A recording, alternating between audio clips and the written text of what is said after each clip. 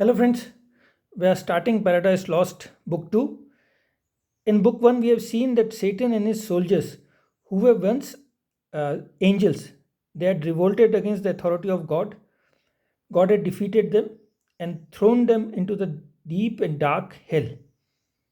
There, they had suffered many problems, but finally, under the command of Satan and his soldiers, they created a new grand palace that was called Pandemonium. And in this book, Paradise Lost, book 2, we start in this palace, Pandemonium. Let's begin. High on a throne of royal state. So Satan is sitting on the high throne of royal state. Now this royal state means Pandemonium, the royal palace, which far outshone the wealth of Ormuz and of Ind. Now this book, Paradise Lost, was written in the year 1660s and 1670s. So East India Company was founded by this time. In 1600, East India Company was founded. Dutch East India Company was founded in 1602. There were Danish, there were French companies as well. So European had fair idea about the riches of the East. And this is reflected in this opening lines, which far outshone the wealth of Ormuz. Ormuz is in West Asia. And of Ind means India. So India was obviously in West Asia was considered to be the area of riches. So the throne of or the palace of uh, Pandemonium of Satan is considered to be even more richer than that of the wealth of Ormuz and of Ind, or where the gorgeous East with richest hand shower on her kings barbaric pearl and gold, or on the eastern countries. He continues with the same thing. Ormuz and India are also on the east, and other eastern countries where they shower pearl and gold when the king enters the palace for either for coronation or when he enters the palace on the daily basis. So rich are these eastern countries. So all the wealth of eastern countries of Hormuz and of Ind are nothing as compared to this royal palace of Satan. So this is the whole idea here. But then the kings are called barbaric kings. Now you should remember one thing, that East West always compared themselves with the East, and East was always considered to be inferior and West was considered to be superior. So while West was good, East was bad. West was superior, East was inferior. West was civilized, East was barbaric. West was civilization of truth, and East was that of evil. And hence, West was the civilization of God, and East was the civilization of Satan. So, Satan's palace and its riches are compared with that of the East.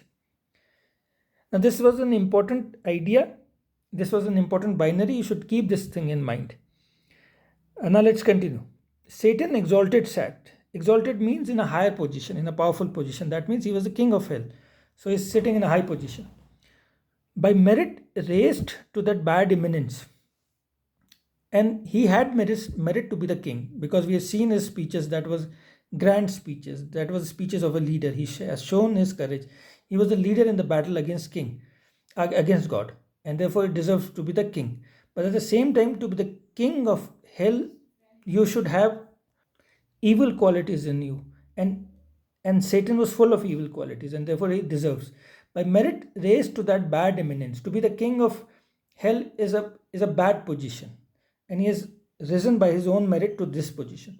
And from despair, thus high uplifted beyond hope. When they were defeated and thrown down into the bottom of hell, their position was hopeless. Despair means hopeless, beyond hope.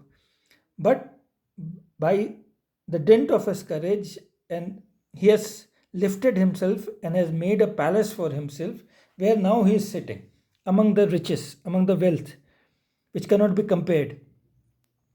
Aspires beyond this high, but he is not satisfied. In 88, he is not satisfied with this position, and he wants to rise even higher. That means he is not satisfied with to be the king of hell. He wants to be the king of heaven and defeat God.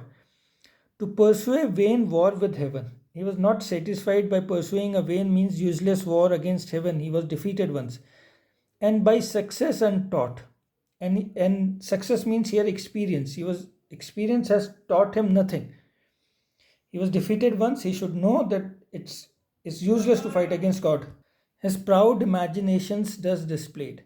And we know the greatest drawback of Satan is that he was a proud person.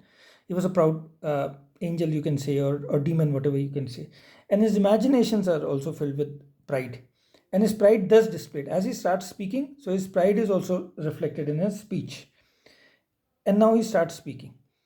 But you should remember one thing, that whenever Satan starts speaking, his speeches are full of motivation. Speeches shows that he's got leadership quality, he has got courage in him. But you should remember one thing, that God is omnipotent, he is all powerful. God is omniscient, that means he is present everywhere. So to fight against God is useless, because you cannot win against an omnipotent opponent.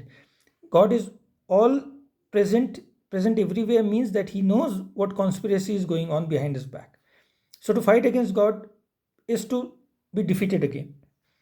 So either Satan knows this when he's speaking in a grand fashion, either he knows this thing that he cannot defeat God, and he's making a fool of his followers. He's a demagogue basically. He's making a fool of his followers and thereby securing his position in hell.